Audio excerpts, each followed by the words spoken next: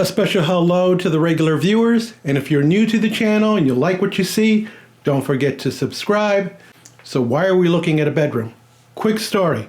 For Thanksgiving, I was in Chicago, staying with friends who don't heat their houses, so nighttime temperatures were in the low 50s, which was a bit uncomfortable for us, so they gave us an electric blanket.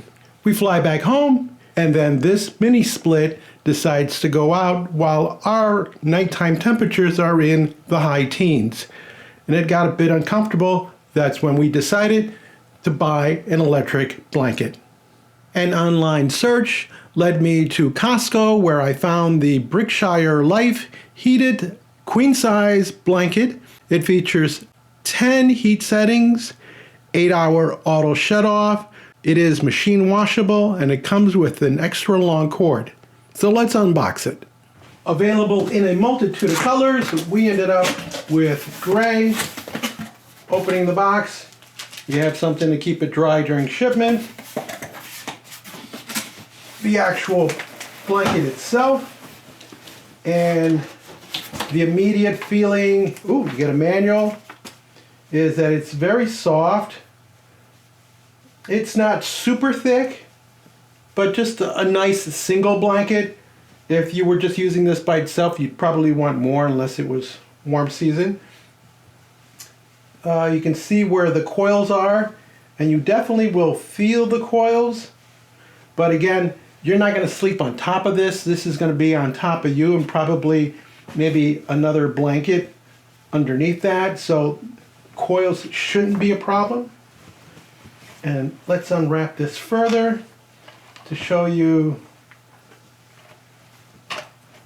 the units. You get 2 units. Because it's a queen size, you can control both sides of it. So you can have a different temperature setting than your partner. You have on-off control, heat and timer. You can decrease or increase those values, and you have a display window to show you what you've selected. And then you get 20 feet of cord, because most outlets aren't right next to the bed, so that gives you an opportunity to reach an outlet that's further away without having to buy an extension cord. And of course, both units unplug so that you can machine wash the blanket. See, it detaches from right there. You can wash this, then you put it in the dryer, low heat for about 10 minutes, then you allow it to air dry, and then it's ready to be reused again. Before we can use our electric blanket, we need to spread it across the top of the mattress. We make sure the connector is at the foot of the bed. It can be either on the top side or the bottom side. The advantage to it being on the bottom side is there's a label in the center that would be hidden. So you grab the plug from the controller, and it will only fit in one way because it is grooved. And when you put it in on the groove side, you should hear a click. The light click, but a click nonetheless. Make sure it's mated, and now this will control one side of the blanket. It uses a maximum of 110 watts, as does the other side. And this controller has its own plug, so you'll actually end up using 2 outlets on your receptacle. The plug is polarized. Don't defeat that. It is there for your safety. The controller can be mounted on a nightstand for ease of reach. Problem I've noticed is this unit is very light, so the cables will cause it to twist or to move around.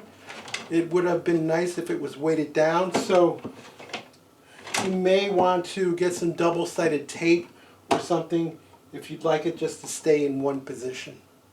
With the controller at the nightstand, I have enough cable to run it all the way to the end of the bed, come up over the end. Again, it's keyed to only fit one way. And there was a little snap letting you know that it's fully attached. And you don't, again, have to use this side. You could turn the whole blanket over and have the cord coming underneath to the electric blanket. With the controller plugged into the electric blanket, we're ready to plug it into the receptacle. With the unit plugged in, nothing happens until you hit the on button. Then it'll display heat. 1 is the lowest value of heat. We can increment that all the way up to 10, and of course we can decrease that. You also have your timer setting. It switches to timer. It's set for 8 hours by default. We can go less, and we can go up to 12 hours. By default, it will time out after 8, but you can have it going all the way up until 12 hours. Then it will switch back over to the heat setting. The LED will switch off, but it still says heat 1. So I could go back in there and say, oh, you know what? I want to change my timer to 4 hours. And now it'll run for 4 hours and shut off.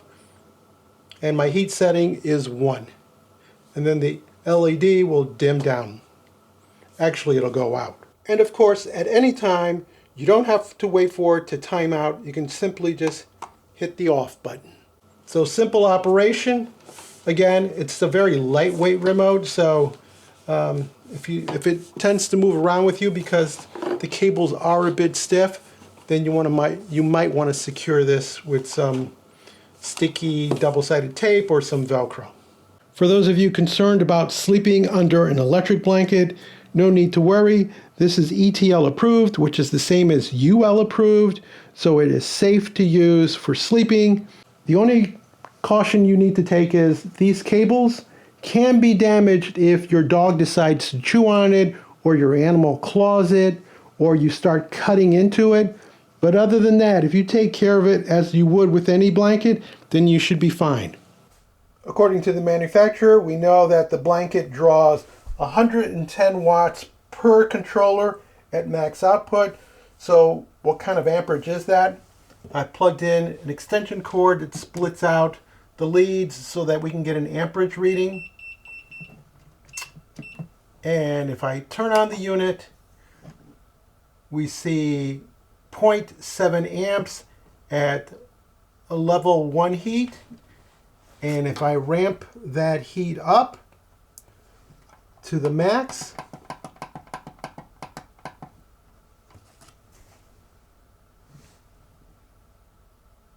we see still 0.7 amps. After a few minutes, we see that the amperage hovers around 0.92, so less than an amp, which makes sense because voltage times amperage gives us wattage. So at 120 volts times 0.9 or 1, we're at about 120 watts. And that's just for one controller. If we dial the controller down to 1,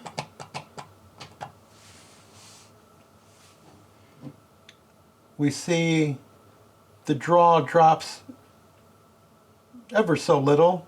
So there's not a big change in the amperage that's drawn versus low to high. It's quite minimal. So there's no problem with having both controllers plugged into a single receptacle, as it's not drawing that much amperage. Another thing to note, while there is 20 feet of cable per controller, most of that cable is going to the blanket. The end that's going from the controller to the plug is a bit shorter, so you may need an extension cord, in which case something like this, which is a 16 gauge extension cord, is plenty, because this is able to handle up to 13 amps. And we know now from our testing that the most we'll draw is 1 amp per controller, so that's 2 amps, which is well within safety margins of this extension cable. While you may find the warmth of an electric blanket wonderful, don't drag this off to your recliner and use it there, because it's not meant for that purpose. It can be damaged, and it could lead to overheating, especially if you fold the blanket onto itself, and that's not what it's designed for. It's designed to be laid across the mattress only. So how was the first night of using our electric blanket? My wife selected 5. She quickly found out that that was too high of a setting and finally settled for 1. I did not have my side plugged in, but I noticed that I got plenty of heat radiating from her side, which kept me quite comfortable. Is this Berkshire electric blanket the choice for your winter heating needs? Well, let's look at some of the pros and cons. It comes with dual controllers, with simple to understand interface, which lights up to show you time and temperature settings. It defaults to 8 hours, so unless you set it beyond that, it'll automatically turn off. It has low power consumption, it's ETL approved, and it's washable. On the not so good side, even though the cords are long, the cord from the controller to the outlet is fairly short, so you may need an extension cord.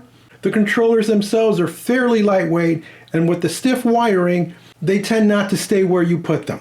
And for those using a queen or king size, you get the dual controllers, which is twice the wiring that you have to contend with, and for some people, that may be just too much wiring.